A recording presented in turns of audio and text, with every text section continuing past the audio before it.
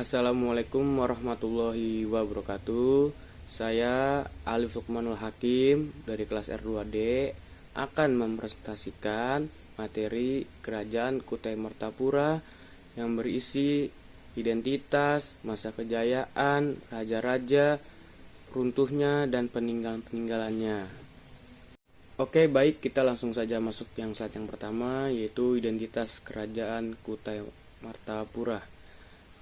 Kerajaan Kutai Martapura itu sendiri bercorak Hindu di Nusantara yang memiliki bukti sejarah tertua berupa prasasti Yupa dan berdiri sekitar abad ke-1 sampai 4. Pusat kerajaan ini terletak di Muara Kaman, Kalimantan Timur.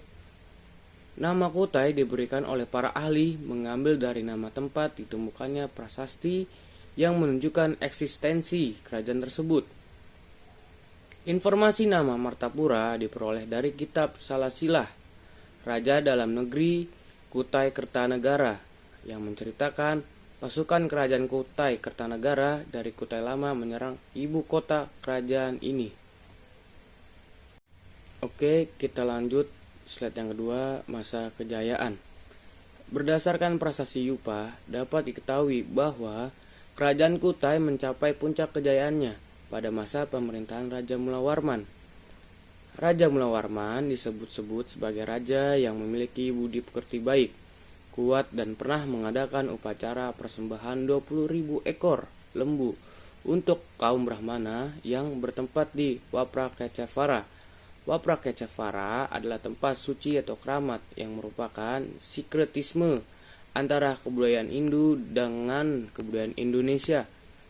Sebagai keturunan Aswawarman, Mulawarman juga melakukan upacara Pratiyastoma, yaitu upacara penyucian diri untuk masuk pada kasta Kastria.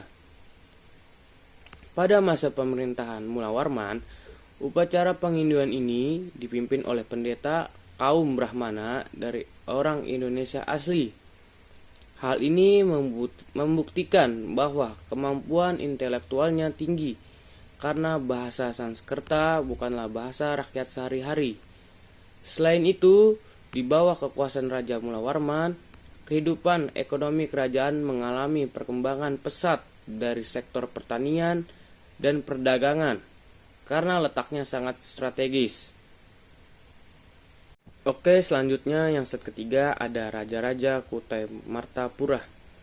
Raja-raja Kutai Martapura hanya ada 5 nama raja yang tercatat dalam sumber sejarah, yaitu 3 orang di prasasti Yupa beraksara Palawa dan 2 orang dalam kitab Salasilah. Raja dalam negeri Kutai Kertanegara beraksara Arab Melayu. Adapun informasi lain yang menyebutkan daftar lebih dari 20 raja tidak berdasarkan sumber sejarah yang autentik, melainkan dari ucapan meranyau seorang dukun dalam upacara adat belian. Oke, selanjutnya kita masuk slide yang keempat, raja paling berpengaruh. Dari raja-raja yang pernah memimpin kerajaan Kutai, tersebutlah 3 raja dalam beberapa peninggalan, seperti prasasti.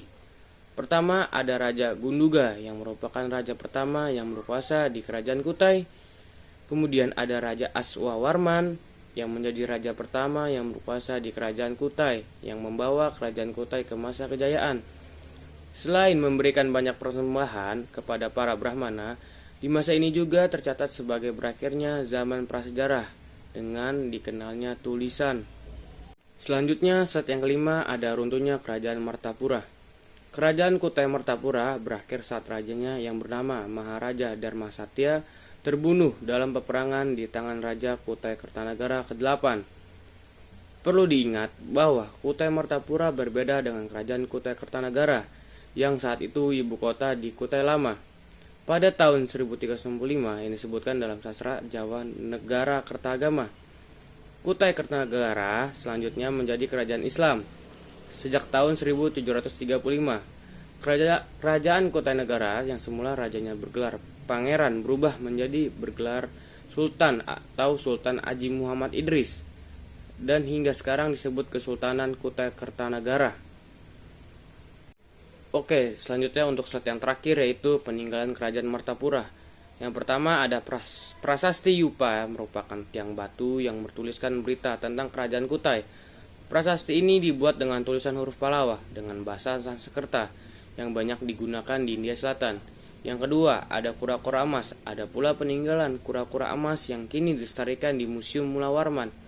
Berukuran setengah kepalan tangan. Patung kura-kura ini merupakan pemberian dari Pangeran Kerajaan Cina kepada Putri Sultan Kutai bernama Aji Bidara Putih. Yang ketiga, Bukit Kangkring adalah keris yang dikenakan oleh Permaisuri Aji Putri Karang Melenu, permaisuri pertama Raja Kutai. Menurut catatan, sang putri pernah ditemukan di dalam gong yang mengapung di atas bambu. Di dalam gong tidak hanya ada seorang putri, tetapi juga telur kering. Yang keempat, kalung kifah. Kerajaan Kutai juga memiliki peninggalan berupa kalung ciwa yang ditemukan di sekitar Danau Limpan di Muara Kaman pada tahun 1890. Kalung itu masih digunakan sebagai perhiasan kerajaan. Yang terakhir, yang kelima, kalung uncal. Ada pula kalung emas uncal seberat 179 gram dengan bandul berkisah Ramayana. Kalung ini merupakan salah satu atribut kerajaan Kutai yang terus dipakai setelah kerajaan tersebut mengambil alih Kesultanan Kutai. Mungkin itu saja yang bisa saya sampaikan. Kurang lebihnya mohon maaf. Wassalamualaikum warahmatullahi wabarakatuh. Terima kasih.